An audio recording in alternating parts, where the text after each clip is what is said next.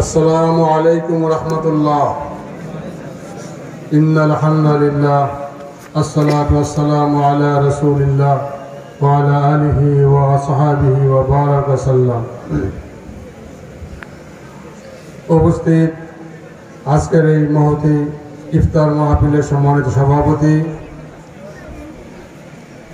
মুআজ্জাজ মুহতারাম উলামায়ে কেরাম, আজকের এখানে উপস্থিত আমাদের ফরিদপুর জেলার মাননীয় জেলা দায়রা জজ মহোদয়, এখানে উপস্থিত বিভিন্ন উলামায়ে কেরাম, ইসলামী চিন্তাবিদ, সমাজসেবক, বিভিন্ন এলাকা থেকে আগত দিনদার, পরেশগার, ইমানদার, দিনী ভাইরা,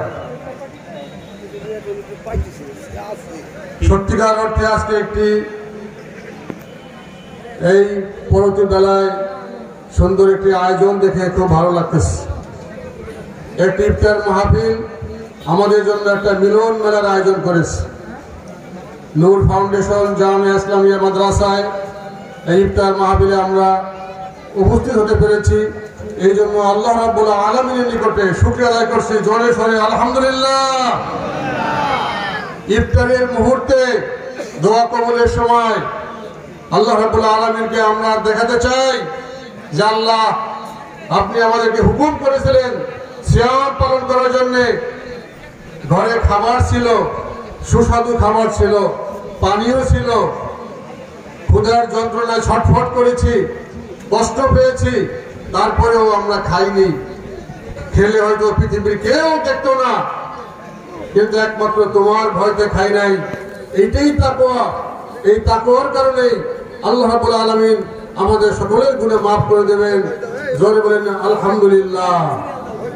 ভাইরা আমার, রমাদান মাস গুনাহ মাফের মাস, রমাদান মাস রহমতের মাস, রমাদানের মাস মাগফিরাতের মাস, রমাদান মাস জাহান্নাম থেকে মুক্তির মাস, রমাদান মাস কোরআন নাজিলের মাস, কোরআন পড়ার মাস, তেলাওয়াত করার মাস, কোরআন বোঝার মাস, কোরআন থেকে শিক্ষা গ্রহণের মাস, কোরআনের আইন বাস্তবায়ন করার মাস। রমাদান মাস বদরের যুদ্ধের মাস, যে যুদ্ধে মুসলিমরা গোটা পৃথিবীর মুখে ইসলামকে বিজয় করার জন্য বদরের যুদ্ধে বিজয় লাভ করেছিল সেই মাস। রমাদান মাস অন্যায় অপকর্মকে দমন করার মাস, ন্যায় ইনসাফ প্রতিষ্ঠা করার মাস। আল্লাহ রাব্বুল আলামিন বলেছেন, কিতাবুন আনজালনাহু ইলাইকা লিতুখরিজান নাসা মিনাজ যুলুমাতি ইলান নূর। যে হাবিব, আপনার প্রতি আমি কিতাব নাযিল করেছি, উদ্দেশ্য হলো লিতুখরিজান নাসা মিনাজ যুলুমাতি ইলান নূর, মানুষকে জাহিলিয়াতের অন্ধকার থেকে বের করে এনে ইসলামের আলোতে প্রবেশ করানো। তো এই যে জাহিলিয়াতের অন্ধকার থেকে বের করে ইসলামের আলোতে প্রবেশ করানোর জন্যই আল্লাহ রাব্বুল আলামিন এই কোরআন নাযিল করেছেন। সেই কোরআন আমাদের সামনে, কিন্তু দুর্ভাগ্য বিষয় হলো আমরা সেই কোরআন পড়ি না, কোরআন বোঝার চেষ্টা করি না, কোরআন তেলাওয়াত করি না। কোরআনের মধ্যে আল্লাহ রাব্বুল আলামিন যে কথা বলেছেন সেই কথাগুলো আমরা বোঝার চেষ্টা করি না, অথচ আমরা সেই আল্লাহর জান্নাতে যেতে চাই। দয়া করে আপনারা কেউ উঠা বসা করবেন না। আপনারা ইফতারি যারা পেয়েছেন তারা বসে থাকেন, যারা পান নাই তারা বসে থাকেন। যখন সব দেওয়া হয়ে যাবে, এরপরে আপনারা যাদের মন চায় এখানে বসে ইফতার করতে পারবেন, যাদের মন চায় ইফতারি নিয়ে চলে যেতে পারবেন, কিন্তু ইফতারি দেওয়া শেষ হওয়ার আগ পর্যন্ত কেউ উঠবেন না। আর এই প্রতিষ্ঠানে যারা দান করতে ইচ্ছুক, আপনাদের কাছে ছেলেরা যাচ্ছে, তাদের কাছে আপনারা লিখিয়ে দিবেন। আপনারা যা দিবেন নগদ দিতে পারবেন, বাকি লেখাইতে পারবেন। যে যা পারেন শরীক হবেন, সকলেই শরীক হবেন। ছেলেরা যাচ্ছে ভিতরে, আপনারা যে যা পারেন তাদের হাতে আপনারা দিবেন। আর যারা ইফতারি পাচ্ছেন তারা একটু বসেন। আপনারা উঠা বসা করলে কিন্তু বিশৃঙ্খলা হয়ে যাবে। এত বড় একটা আয়োজন, সেখানে বিশৃঙ্খলা সৃষ্টি হলে কিন্তু আমাদের পক্ষে এটাকে শৃঙ্খলার মধ্যে আনা সম্ভব হবে না।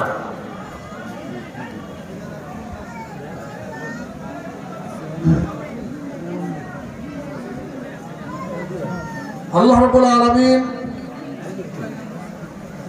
মানুষের জীবনকে গাইড করার জন্য একটি সার্চ লাইট হিসাবে, আলোক বর্তিকা হিসাবে আল কোরআনকে তিনি নাযিল করেছেন।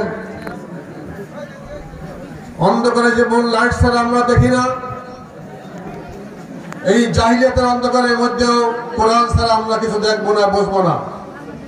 পৃথিবীতে অনেক বই আছে, কোন লেখক আজ পর্যন্ত কথা বলতে পারে নাই যে আমার বইয়ের মধ্যে ভুল নাই, আমি যে দর্শন দিয়েছি এটাই সঠিক। আজ পর্যন্ত কোনো মানুষ তো বলতে পারে নাই। একমাত্র আল্লাহ রাব্বুল আলামিন বলেছেন যালিকাল কিতাবু লা রাইবা ফি, এটা এমন একটি কিতাব যে কিতাবের মধ্যে কোনো সন্দেহ নাই।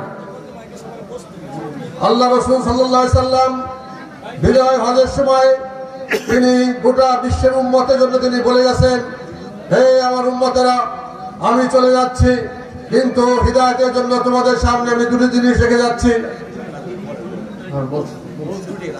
আপনি কেউ উঠবেন না, প্লিজ অনুগ্রহ করে কেউ উঠবেন না, একটু বসেন, একটু বসেন।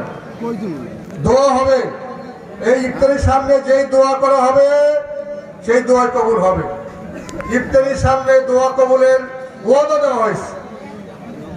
সারাদিন রোজা রাখলেন, এই এতগুলো মানুষের সামনে আল্লাহ কার হাত পছন্দ করে, সে তার উসিলায় সকলকে আল্লাহ মাফ করে দেবে। জোরে বলেন আমিন।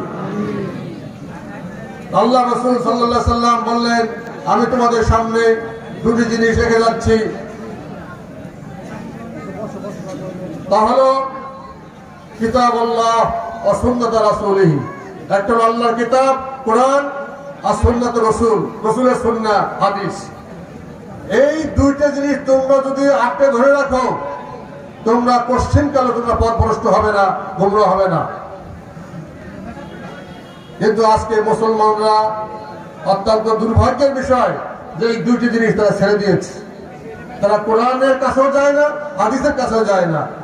তাদের ব্যক্তি জীবন, পারিবারিক জীবন, সামাজিক জীবন, রাষ্ট্রীয় জীবনের যত সমস্যা আছে সমাধানের জন্য কোরআনের কাছে তারা প্রশ্ন করে না, কোরআনের কাছে সমাধান চায় না, হাদিসের কাছে সমাধান চায় না। তারা আজকে বিভিন্ন ধরনের অনেক ধরনের উল্টা পাল্টা বই কিতাব আছে, সেগুলো পড়ে তারা গোমরাহ হয়ে যাচ্ছে, পথভ্রষ্ট হয়ে যাচ্ছে, এমনকি ইসলামের মধ্যে অনেক মতৈক্য সৃষ্টি করতেছে। কিন্তু কোরআনের মধ্যে আজ পর্যন্ত কেউ মতৈক্য করতে পারে নাই, কেউ এটা নিয়ে ইখতিলাফ করতে পারে নাই। হাদিসের মধ্যে যে সমস্ত হাদিস আছে, ওই সমস্ত সকল হাদিসগুলো রিসার্চ করে আমাদের চার ইমাম তারা একটা মাসআলা বের করেছেন, সেই মাসআলা অনুযায়ী আমরা জিন্দেগি গড়ে তুলি। কিন্তু আজকে অনেক ধরনের মানুষ বের হয়েছে, ফিরকা বের হয়েছে, তারা কোরআনও মানে না, সুন্নাহও মানে না, মাযহাবও মানে না, তারা নতুন একটা পথ সৃষ্টি করছে। এই নতুন পথ যারা সৃষ্টি করেছে এরাই গোমরাহ হয়ে যাবে, পথভ্রষ্ট হয়ে যাবে। আর যারা কোরআন এবং সুন্নাহ আঁকড়ে ধরে রাখবে তারা কোশ্চিনকালে গোমরাহ হবে না। তাই আমার এই জন্য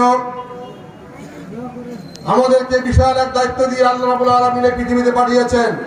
আমরা আশরাফুল মাখলুকাত, আমরা বনি আদম, আমাদেরকে আল্লাহ রাব্বুল আলামিন সম্মানিত করে সৃষ্টি করেছেন।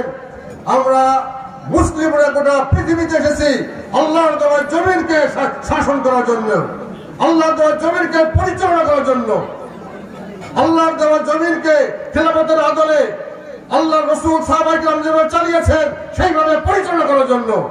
কিন্তু আজকে মুসলমানরা ইসলাম ভুলে গিয়ে, ইসলামের মত পথ ভুলে গিয়ে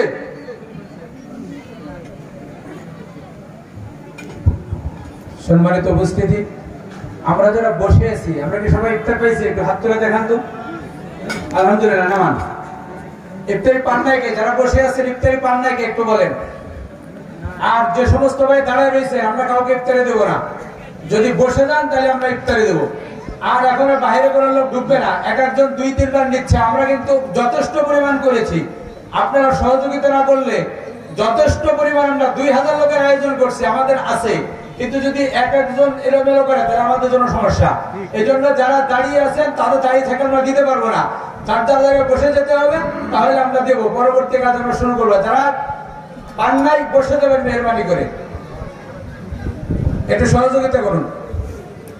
আমাদের যথেষ্ট পরিমাণ আছে আলহামদুলিল্লাহ। এখন দেখেন আমাদের স্বেচ্ছাসেবকরা দেখেন বসে রয়েছে কিন্তু পায় নাই কে কে, একটু দেখেন আমাদের স্বেচ্ছাসেবক ভাইরা দেখেন পায় নাই কে কে, এরকম কয়েকজন আমাকে দেখান, কয়জন পান নাই? দেখেন তো এখন পান নাই, এরকম আছে কেউ? এখন যদি কেউ না পায় একটু হাত তোলেন তো ভাই। সবাই পাইছে? সবাই পাইছে? এখন আর আমরা বাহিরে, এখন দোয়া হবে, এখন আমরা দোয়ার অনুষ্ঠান হবে, এখন আমরা দোয়া বন্ধ করে দিলাম, আপনারা এখন ইফতারের প্রস্তুতি নেন। যাই হোক, এখন দোয়া হবে। তার আগে একটি কথা বলতে চাই, হযরত ওমর ইবনে খাত্তাব তিনি অর্ধজাহান শাসন করেছেন। আল্লাহর রাসূলের দেওয়া সেই কোরআন সুন্নাহ মোতাবেক, আল্লাহর দেওয়া কোরআন রাসূলের দেওয়া সুন্নাহ মোতাবেক তিনি খেলাফতের দায়িত্ব পালন করেছেন। সেখানে কোনো অত্যাচার ছিল না, অবিচার ছিল না, রাহাজানি ছিল না, খুনাখুনি ছিল না, নারী ধর্ষণ, নারী অপহরণ ছিল না, জোর জুলুম ছিল না, অত্যাচার অবিচার ছিল না। সেখানে একটি সাম্যের ভিত্তিতে একটা সুশীতল পরশ নিয়ে একটা পৃথিবী পরিচালিত হয়েছে। ভাই আমার, আজকে গোটা পৃথিবীতে মুসলমানরা মার খাচ্ছে, মুসলমানরা সর্বহারা, মুসলমানরা ঘর ছাড়া, মুসলমানরা বাড়ি ছাড়া। তার একমাত্র কারণ হলো মুসলমানদের যে সবচেয়ে বড় শক্তি ছিল চলে গেছে। আজকে আমরা যদি সেই পাওয়ার হাউস, আমাদের সেই নূরকে, আমাদের সেই কোরআনকে ভিত্তিতে তোমরা আল্লাহর রশিকে, কোরআনকে, ইসলামকে ঐক্যবদ্ধভাবে মজবুত করে আঁকড়ে ধরো, এর ভিত্তিতে আমরা ঐক্যবদ্ধ হই, গোটা পৃথিবীতে সমস্ত শক্তি আমাদের কাছে পরাজিত হয়ে যাবে, গোটা পৃথিবীতে মুসলমানরা শাসন করবে। কথা ঠিক না জোরে বলেন? কিন্তু আজকে সেই মুসলমানরা আজকে প্রধানত অপদস্থ। তার একমাত্র কারণ হলো এই কোরআন আমাদেরকে সম্মানিত করেছে, আর এই সেই কোরআন ছেড়ে দেওয়ার কারণেই আজকে আমরা অপমানিত, লাঞ্ছিত। তাই আসুন আমরা সেই কোরআনকে আমার সরিশুদ্ধ করে পড়ার চেষ্টা করি, কোরআন বোঝার চেষ্টা করি, কোরআনকে ব্যক্তি, পরিবার, সমাজ, রাষ্ট্রে বাস্তবায়ন করার চেষ্টা করি। আল্লাহ রাব্বুল আলামিন যেন আমাদেরকে তৌফিক দান করেন। আমিন। এখন দোয়া হবে, সকলে আমার সাথে সংক্ষিপ্ত আকারে একবার দরুদ পড়েন। আল্লাহুম্মা সাল্লি আলা মুহাম্মাদ ওয়া আলা আলি মুহাম্মাদ কামা সাল্লাইতা আলা ইব্রাহিম ওয়া আলা আলি ইব্রাহিম ইন্নাকা হামিদুম মাজিদ। আল্লাহুম্মা বারিক আলা মুহাম্মাদ ওয়া আলা আলি মুহাম্মাদ কামা বারাকতা আলা ইব্রাহিম ওয়া আলা আলি ইব্রাহিম ইন্নাকা হামিদুম মাজিদ। আস্তাগফিরুল্লাহ أستغفر الله الذي لا إله إلا هو الحي القيوم وأتوب إليه لا حول ولا قوة إلا بالله العلي العظيم. اللهم آمين. ربنا ظلمنا أنفسنا وإن لم تغفر لنا وترحمنا لنكونن من الخاسرين. ربنا فاغفر لنا ذنوبنا وكفر عنا سيئاتنا وتوفنا مع الأبرار. ربنا لا تؤاخذنا إن نسينا أو أخطأنا. ربنا ولا تحمل علينا إصرا كما حملته على الذين من قبلنا. ربنا ولا تحملنا ما لا طاقة لنا به واعف عنا.